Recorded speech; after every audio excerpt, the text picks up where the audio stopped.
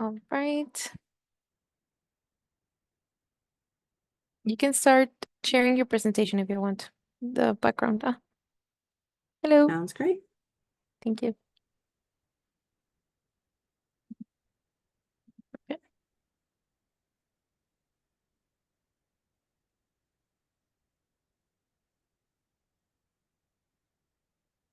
Ready? Okay.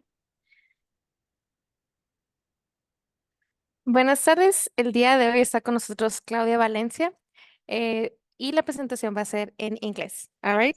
So Claudia Valencia is the Associate Director, International Market Management and College Board, and oversees college boards work in Latin America, the Caribbean, and U.S. territories. Claudia joined College Board late in 2022 after some time spent at the Illinois State Board of Education, where she oversaw the Visiting International Teacher Program. She has 8 years of experience in international education and has worked in a variety of roles throughout this time. She holds a BA in communication from the University of Illinois at Chicago. She currently resides in Riverside, Illinois, with her husband, daughter, and their puggy Frida. Okay, so we welcome Claudia Valencia with what you need to know about digital SAT. Welcome, Claudia. Thank you so much, Ana Lucia and Jorge. I'm so excited to be here. I'm just realizing that my deck has a June 6th date on that, so ignore. That's not relevant. But everything is up to date for today's presentation. As Ana Lucia mentioned, I'm from the College Board, and I support schools and students and anyone in Latin America that has any questions about anything College Board related, whether it's AP, SAT, the PSAT. But I'm here to talk to you today about the SAT, everything that you have to know about it in terms of what you'll need technology-wise to prepare for it, why it's still relevant. We know there's a lot of conversations about whether to take the SAT or not to take the SAT. I know your EducationUSA advisors talk to you about that. And then I'll also talk to you a little bit about practice and preparation, which I feel like is what folks always have questions about.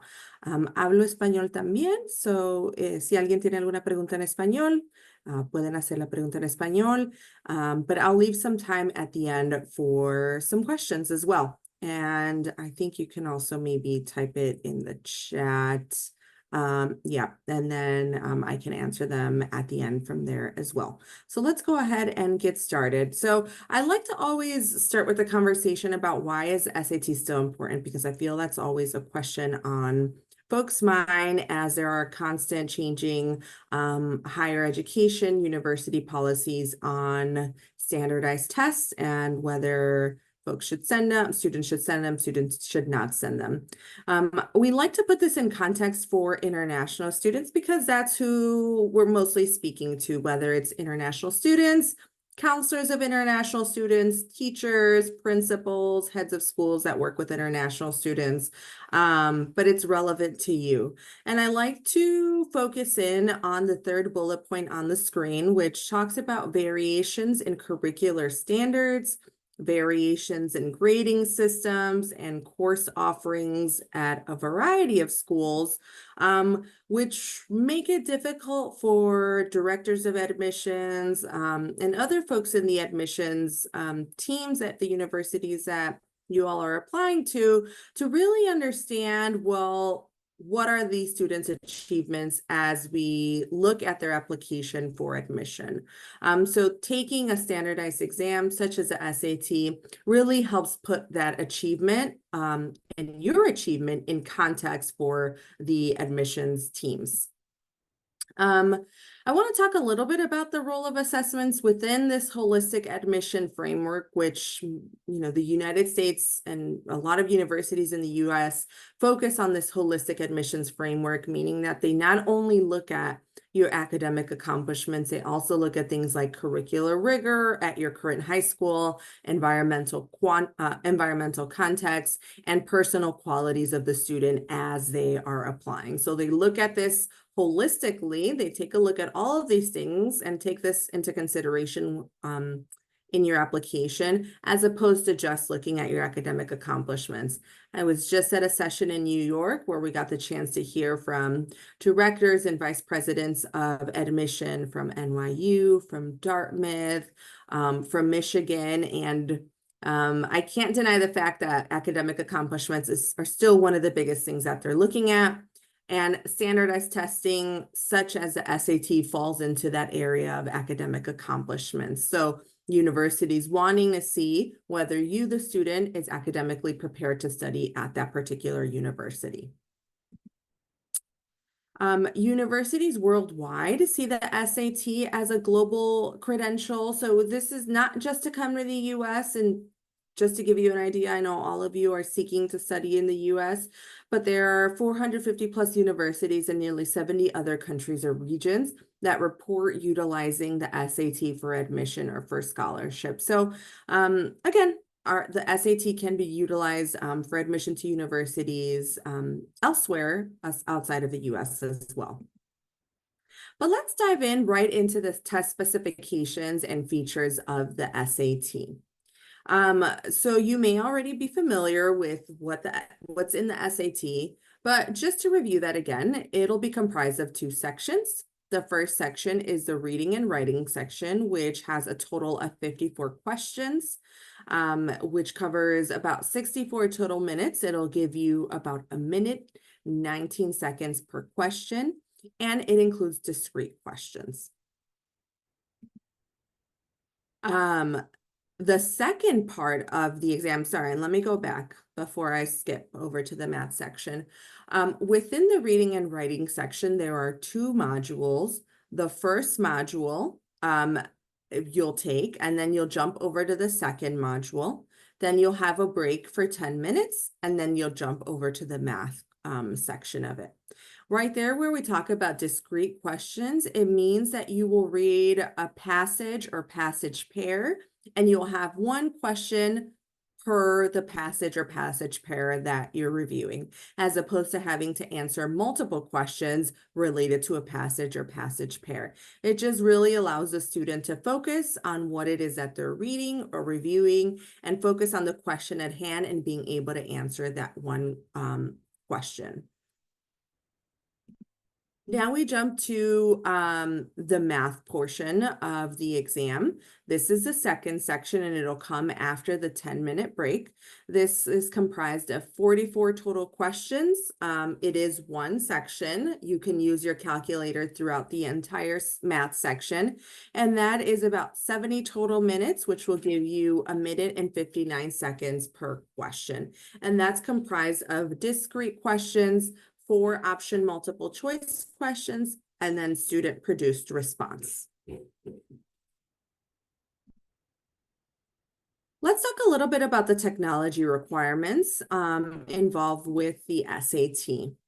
So I talked a little bit already about the modules, where in module 1, you'll be given a mix of easy, medium, and hard questions. And then in the second module of each section, the students will be given targeted mix of questions on varying difficulties based on the performance in module 1. So the way that the SAT works now, is that it is an adaptive exam. The way that we describe adaptive means that when you complete each section, you'll complete the first module in each section. Depending on how you answer module 1, the questions in module 2 will adjust based on your performance in module 1. So if you have the ability to answer harder questions in module 1 and likely get them correct, then you will likely be given the more difficult questions in module 2. This allows College Board to be able to place students on the score bands based on how they're answering in module 1, and then module 2 adapting to the way that you perform in module 1. And then we get your score. What are the device requirements that you will need to take the SAT? So you will need a laptop, a tablet or a school managed device. I think the last one may not be so applicable to you all. The school managed device is really for schools that do SAT school day, which means that they offer the SAT throughout the school day. That's only in the United States, so that will not be applicable to you. So you will either utilize your own laptop or your own tablet, or you can borrow a device from somebody, a family member, a friend, maybe your school will lend you a device. But I also want to talk about College Board's device, loaner device program. So we have a program that allows you, regardless of where the student is located in the world, to answer a couple of questions when you are registering for the SAT. It'll ask you a couple of questions like, I don't know what the exact wording is, but it's essentially, do you have a device available to you to take the exam? If you answer no, it then asks you, do you have a family member or a friend that can lend you the device? I think you might go, it might ask you one more question. And then if you answer no to all of those, then it'll route you through a process where we will loan you a device. The way that program works is when you indicate to us that you do not have a device available to you, we will work with the test center where you will take the exam, and we will ensure that a device gets to that test center and is waiting for you the day that you are going to take the exam. So the device will not come to you ahead of time, and you won't have it with you ahead of time. You will just know that once you've been confirmed for a loaner device, that it'll be waiting for you at the test center where you've registered to take the SAT. This is a free program, so you don't have to pay for it. So if this is something that you think might be an option for you, you will go through this process after you've answered the questions that we ask you when you register for the exam about whether you have a device available or not. And if you have any additional questions, you can always reach out to me and I can help you out. If you have your own laptop or tablet, you will want to make sure that that device is able to hold a charge for 3 hours. So you'll want to charge it overnight or the morning of, if you have enough time to charge it for a full 3 hours. You can bring your charger with you. What we inform test centers is to have extension cords available for students so that you can connect your device should you need to. But please keep in mind that there will not be outlets and extension cords for everyone in the room. So please be sure to charge your device ahead of time and feel confident about it lasting for the entirety of the exam. The exam is a little over 2 hours long. We just say 3 hours to be safe. And then the device must be able to connect to Wi-Fi. So the test center will have Wi-Fi availability for you. They will give you the Wi-Fi access information when you arrive to the test center. Just so that you're aware, because we'll also get questions about this. So you just need to be able to have Wi-Fi connection at the beginning and at the end of the exam to begin the exam and to submit the exam. If for some reason you were to lose Wi-Fi connectivity halfway through taking the exam, you'll still be able to continue taking the exam. The Blue Book application, which is the application that you'll be downloading on your own device and taking the exam in, is created to withstand intermittent loss of Wi-Fi connectivity. So rest assured that if something were to happen halfway as you're taking the exam, you will be able to continue taking it.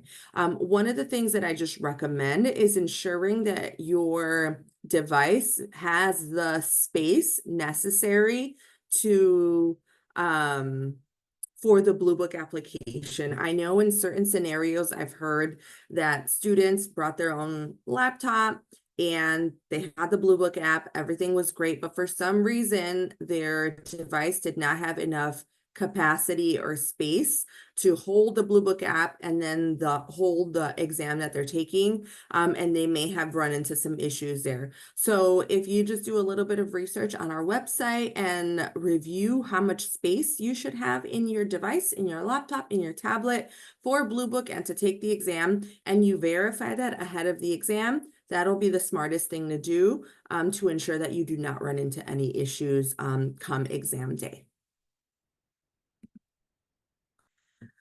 So let's talk a little bit about SAT registration. We have a couple of upcoming, or I'll talk about the two upcoming exams. So we have one on August 24th with a registration deadline on August 9th. So you have a little bit of time to register for that one if that's one that you're interested in. We have another one October 5th with a registration deadline September 20th. This is a regular registration deadline. There's also a late registration deadline. All of that information can be found on our website as well. We have 7 administrations of the exam throughout the year, so there's plenty for you to take advantage of.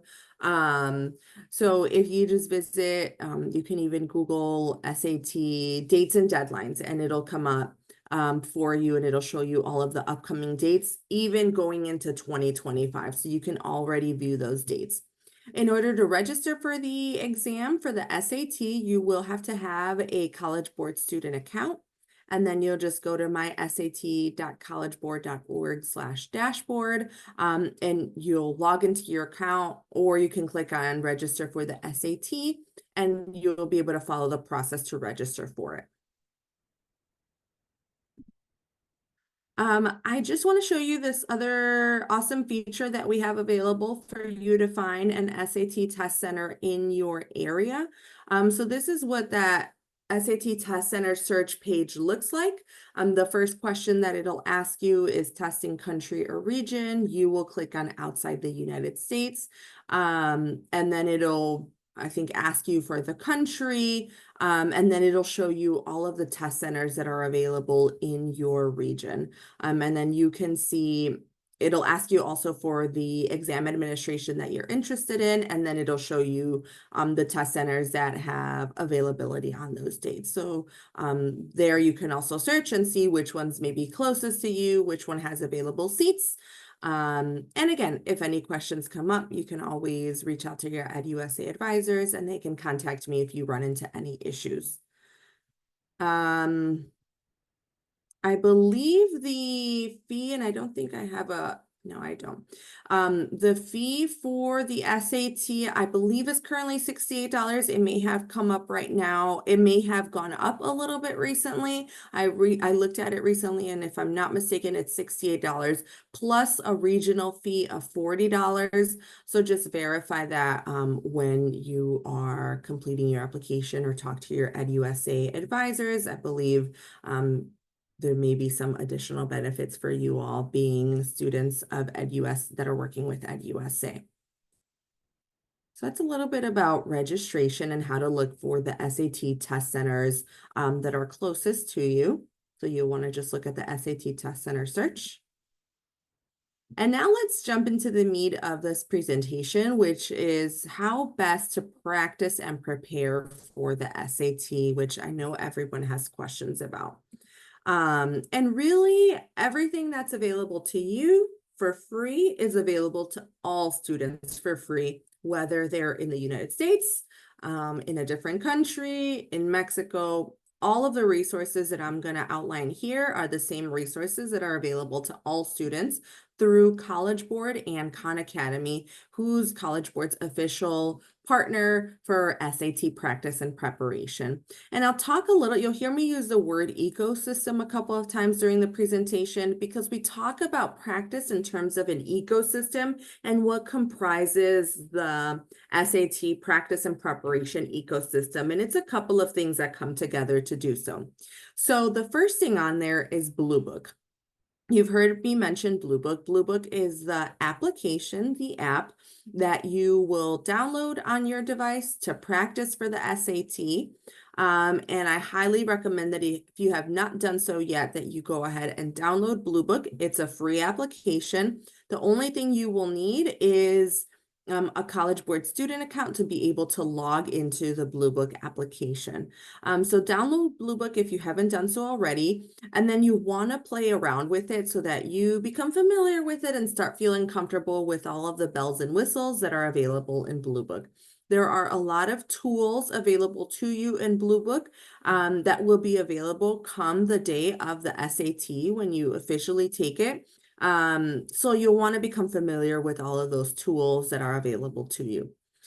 You have access to 6 full-length practice exams. We recently added those 2 additional ones. We had 4, maybe I want to say up until about 2 months ago. There's now 6 full-length practice exams. These are adaptive practice exams, which means that they function exactly as the actual SAT will. So you'll take the reading and writing portion, module 1 of the reading and writing portion, and then module 2 will adapt to your performance in module 1. So take advantage of those full-length practice exams. You can take them as many times as you want. You can find those in Blue Book as well.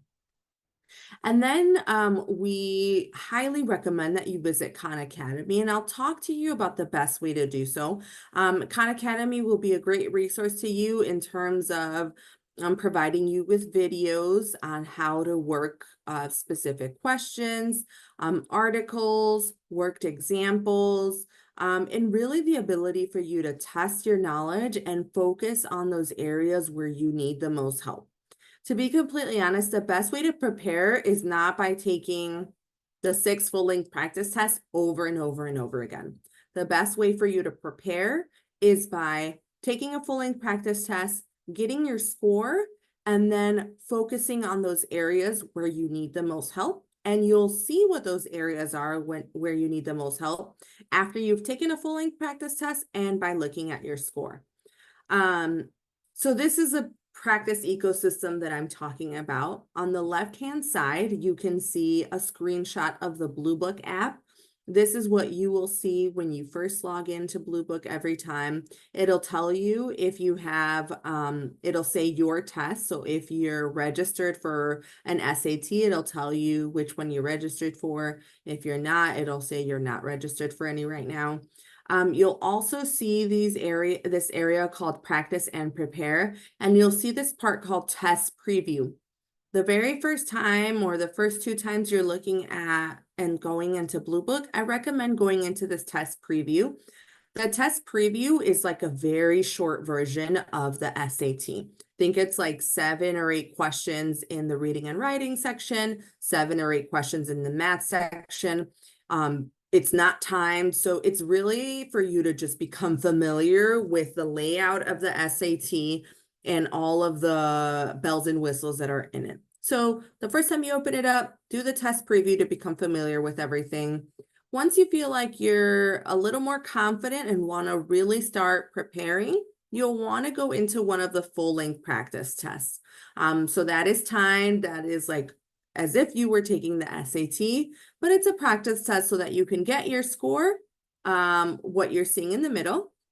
That's how your score will appear. It'll tell you your total score. It'll tell you your score in the reading and writing section, your score in the math section, and then it'll give you examples or samples for you to be able to review the items that you reviewed during the practice test, the answers, and answer explanations, which is great for you to see, well, I got this question wrong. What's the right answer and why? I'm sorry, what's the correct answer and why is that the correct answer? And then we have the digital SAT prep through Khan Academy, which I'll talk a little bit more about in an upcoming slide. Right here, I've circled the box where it says full-length practice tests that you will find in Blue Book. Again, there's 6 full-length practice tests that you have available to you. This is just a little bit more about what it will look like when you see your scores and then your score details, the total questions that you took, the number of correct answers, and then the number of incorrect answers. And then you can review those questions and then review the correct answer.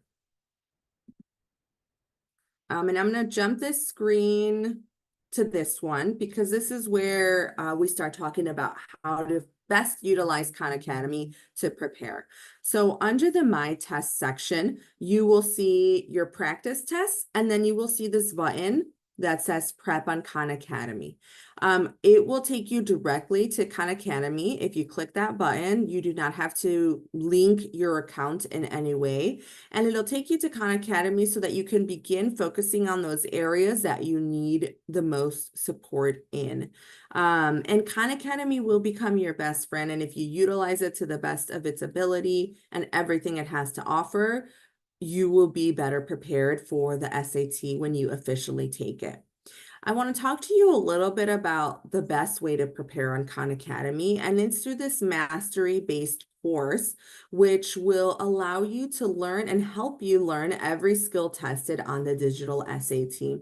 One of the really cool things about this mastery-based course, which is free, is that your teachers can assign you content and use reporting and insights to help you build your skills for test day. So whether you're working with an EducationUSA advisor, whether a teacher is working with you very closely on this, another SAT coach, they can work very closely with you and monitor your progress, give you assignments so that you focus again and really work on those areas where you need the most help. So there are a number of materials and resources available to your teachers, your EducationUSA advisors, such as instructional materials. They'll focus on the reading and writing skills, 11 of them, which are relevant to reading and writing section of the SAT.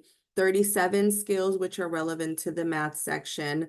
And there are things like course challenges, quizzes, and unit tests, which are available to you as you plan out your practice. The way that this course works is that it will show you areas when you've reached like a specific level in the course. So the first level is attempted. This just means that you got fewer than 70% of the questions correct on an exercise. So on one of the exercises that it gives you. So that's essentially the first stage when you're just attempting to practice. The second level that you can reach is the familiar stage. This means that the student has completed an exercise with 70% to 99% of the questions correct. So you're becoming more proficient and familiar with the questions that you're giving, and you're answering a good part of them correctly. Proficient means that the student is getting 100% of the questions correct on an exercise. So that's the next level you will reach. Proficient should be considered the goal for sufficient understanding. So if you have a specific area that you have to work on, your goal should be to try to reach this proficient stage. Finally, the mastered level is the one that you will reach at the very end if you get like the 100 out of 100 points. And you can reach this mastery level in Khan Academy by demonstrating your understanding of a skill in the context of other skills or mixed skills practice. So this is just a really cool resource to you in Khan Academy to kind of help you build what your practice and preparation for the SAT will look like. The way that the course does this is by doing so in a number of ways. So there are a number of lessons. You're seeing on your screen an example of a lesson on quadratic graphs, quadratic functions. It'll talk to you about the topic at hand and really guide you through the topic. So that's one way that the course helps you practice and prepare. The second way is through worked examples videos, which help explain the strategies for each problem type. I know that you won't always have your teacher there or your EducationUSA advisor, and you will be practicing on your own. This is an awesome way to pretend like you have somebody there live. It's really just viewing this video, and somebody in the video is walking you through how to solve the problem and what the best strategies are to solve the problem. So these worked examples videos are awesome too. There will be a lot of practice problems. So you're not just doing the practice problems that are on the 6 full-length practice test, but there are a lot of practice problems in Khan Academy just to continue to help you reach that proficient stage and that master stage in the course. They will also give you hints and explanations which help deepen your understanding. I know many times we get frustrated. When I was taking math courses, you would, tackle a problem, get it wrong, and not really understand why. Well, these hints and explanations help you gain that understanding so that you can continue to tackle other problems and hopefully reach that proficient stage.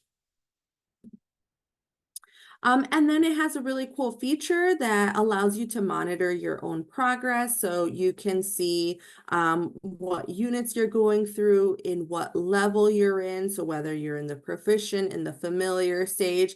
And again, this just really allows you to, once you've focused on or you've completed the units, allows you to focus on those areas. Maybe if you're in that familiar stage, for example, in unit 2, that third little box still shows the student as familiar. Well, going back to that one and trying to level up to the proficient stage so that you're much better prepared for the actual SAT. And then Khan Academy also has an app for you to use on your phone. So it really puts the power of SAT prep directly in the student's hands, in your hands, also in your parents, if that's something that they're on you about. So I know everyone's on their phone now. So if you have some free time, you're taking the train to school, or you have a long commute, you can utilize that time to continue to practice for the SAT through the Khan Academy app.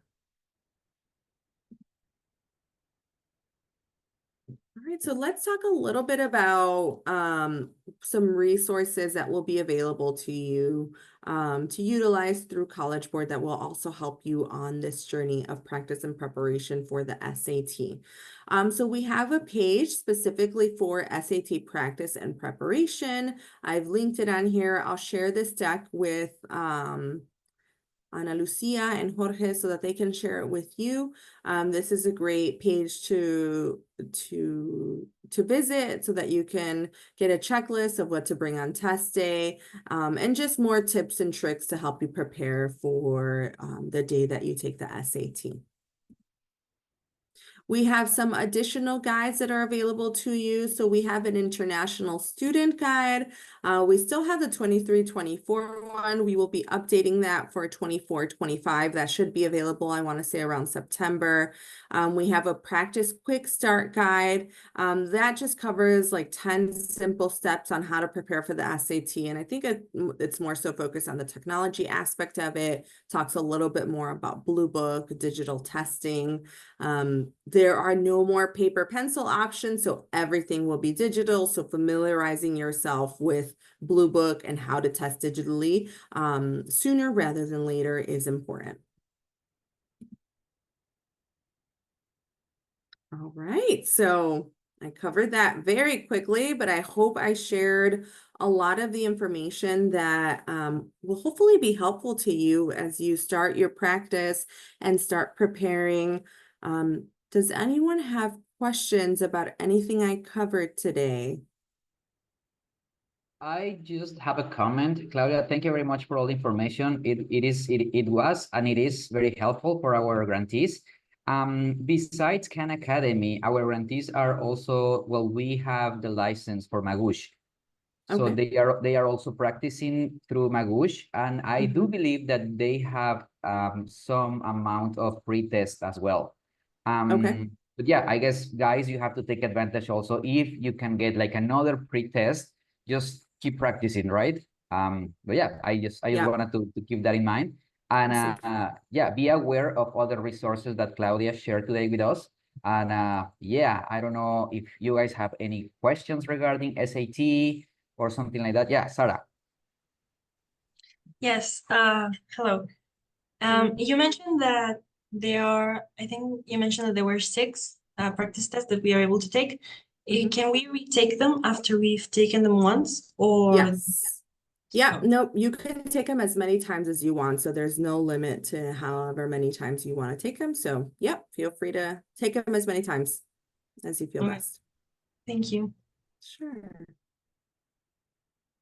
Any other questions about anything I shared? About the calculator, let me take a quick look. But now will we have to bring our own calculator? We'll look at, okay, yes. So that's a great question. So you'll want to bring your own calculator, but there is a built-in calculator in the Blue Book app, which you can play around with through the test preview. You can also use it during the full-length practice test, and it will also be available the day of the SAT when you take the official SAT. So my recommendation is that you, even if you know you're going to bring your own calculator, play around with the built-in calculator, because you never know. Your calculator might stop working and then you might only have the built-in calculator. And if you don't feel comfortable using it, it'll just sort of throw you off. So you can bring your calculator, but I would say get familiar with the built-in calculator that's available in Blue Book as well. In the math section, you'll also see a cheat sheet. So it just provides some additional information to you. You'll first see the instructions and just making sure that you become familiar with everything. You'll also, the test center will also give you scratch paper. So that's something that you don't have to bring with you. They'll give it to you. You'll submit that at the end of the math section. Yes, Angelica. Hello. My question is, should we bring our own pens? And also, like, if I have a laptop, can I bring a mouse to, like, something additional to be able to operate it? Yeah.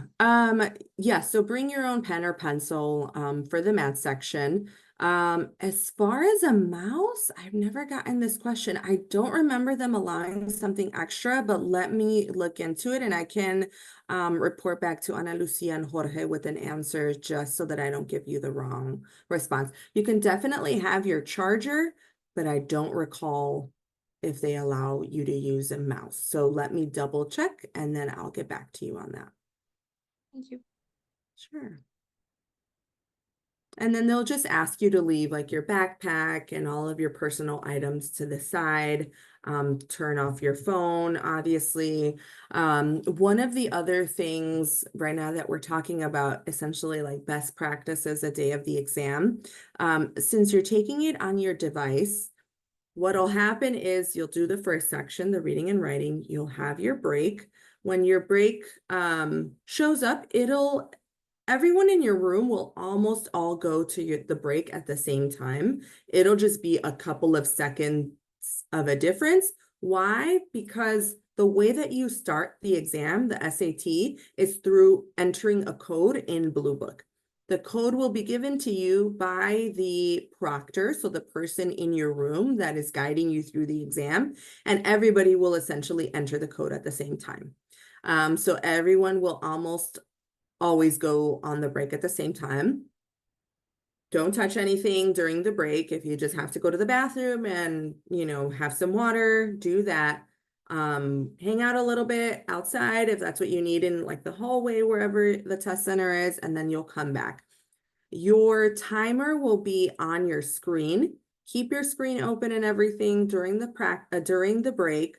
And then if you have a watch with you or if there's a clock on the wall, keep yourself or at least keep in mind whenever you leave for the break, because you won't have anybody else to tell you when you should be coming back.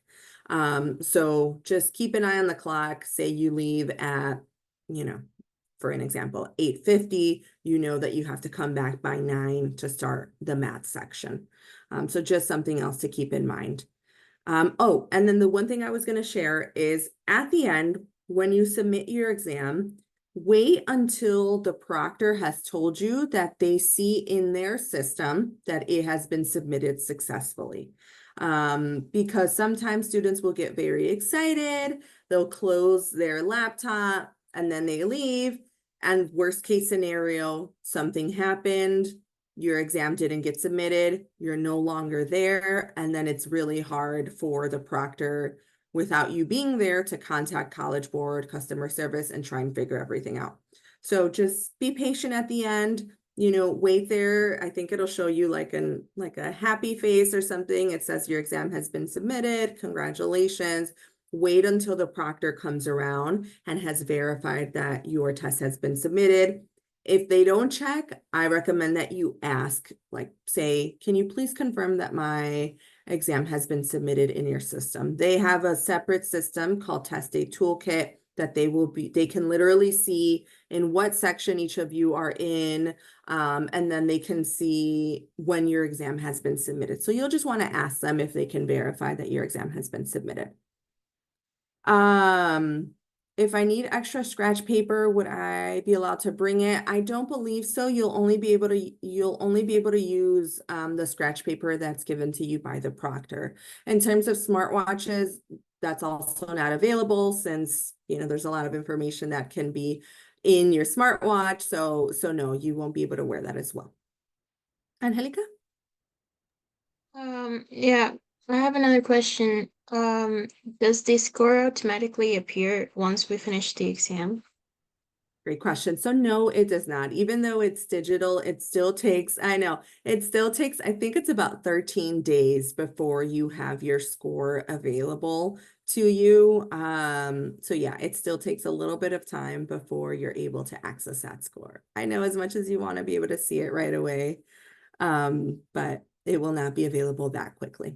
There's just a lot of back-end things that have to happen in order for the scores to become available. You know, there's a lot of test security things that our security folks at College Board are looking at in case there's ever questions about cheating. So just a lot of things that are looked at behind the scenes that have to happen before your test score becomes available.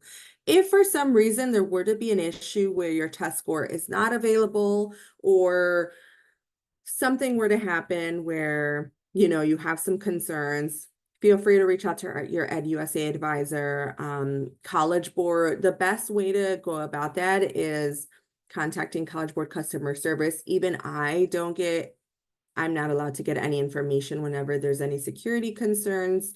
So really it's contacting customer service if there's any questions about score availability and when that's available.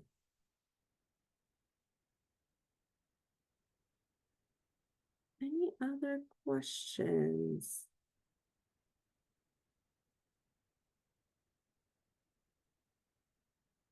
Yeah. All right.